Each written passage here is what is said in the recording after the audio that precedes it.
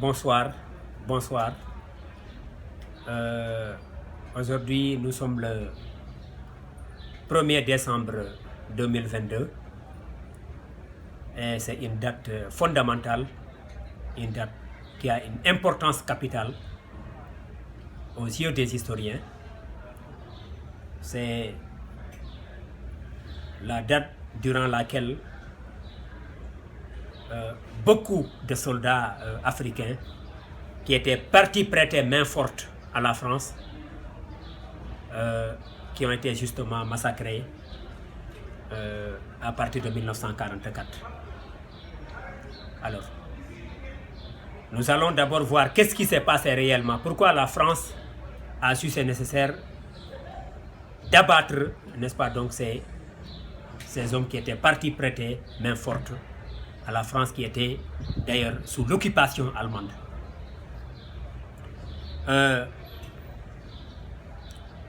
Quand on dit d'abord tire ailleurs, cela veut dire que nos ancêtres ne savaient pas tirer. Nos ancêtres n'étaient pas de bons soldats. Nos ancêtres n'étaient pas, n'est-ce pas, donc des hommes qualifiés, parce qu'ils n'atteignaient pas la cible. C'est pourquoi on dit que ce sont des tirailleurs sénégalais. Alors, c'est des hommes très dynamiques qui ont été déportés en France dans un bateau. Ils étaient partis combattre aux côtés, n'est-ce pas, donc, aux côtés de la France. Parce que à partir de 1940, la France a été occupée par l'Allemagne.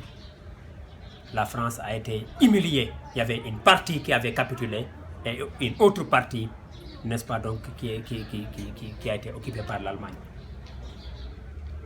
Alors, c'est pourquoi donc le général de Gaulle, qui était dans sa résistance à Londres, de Gaulle va lancer un appel à l'endroit de tous ceux qui veulent participer pour la libération de la France. De Gaulle faisait implicitement appel aux tirailleurs sénégalais. Donc ils sont partis, n'est-ce pas, donc combattre aux côtés du front de l'armée française. Et la France elle-même, elle va se contredire. Pourquoi? Parce que durant les théâtres d'opérations militaires,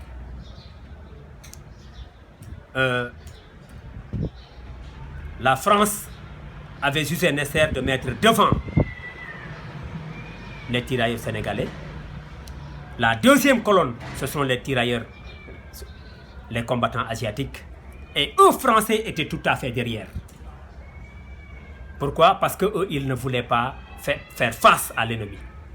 Ils avaient peur devant la théorie, n'est-ce pas, donc allemande. Et les journalistes leur ont posé la question, pourquoi cette disposition-là? Pourquoi vous vous mettez derrière?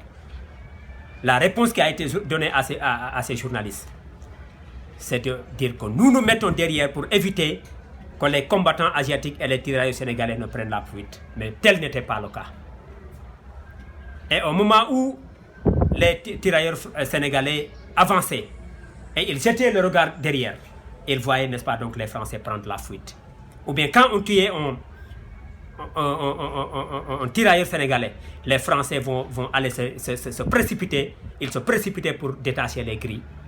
Parce qu'ils pensaient que si les Africains réagissaient comme ça, c'est à cause des gris.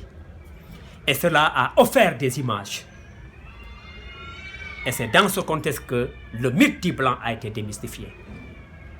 Les gens ont dit, ah, ces gens-là qui se croient supérieurs à nous, ces gens-là que nous considérons comme étant des demi-dieux, ce sont ces gens-là qui fouillent aujourd'hui devant la théorie allemande. Maintenant, c'est fini. Et les tirailleurs sénégalais ont libéré 2 villes françaises, Marseille et Toulon. Et au moment où ils se dirigeaient vers Paris pour libérer la capitale française, c'est en ce moment que De Gaulle est venu pour leur a dit merci, votre mission s'arrête ici.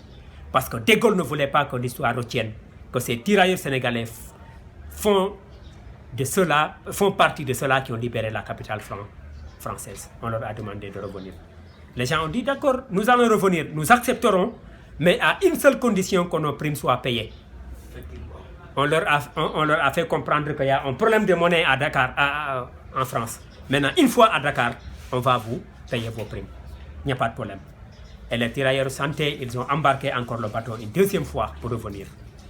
Parce qu'ils ont libéré 2 villes françaises.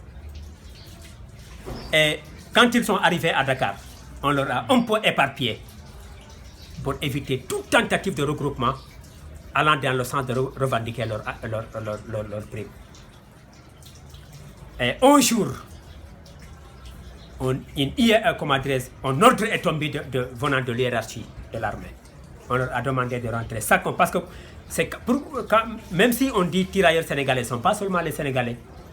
Il y avait les Guinéens, il y avait les tirailleurs de la Haute-Volta, il y avait également, n'est-ce pas, donc des Maliens.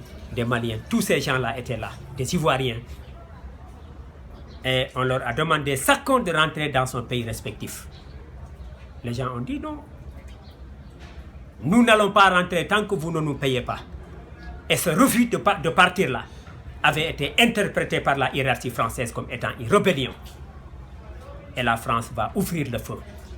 Parmi les 200 000 tirailleurs sénégalais qui ont été amenés, les 100 seront massacrés. C'est ça qu'on appelle le bombardement de Thiaroye. Thiaroye 44. Le 1er décembre 1944, donc, et le 1er décembre, n'est-ce pas, donc 2022.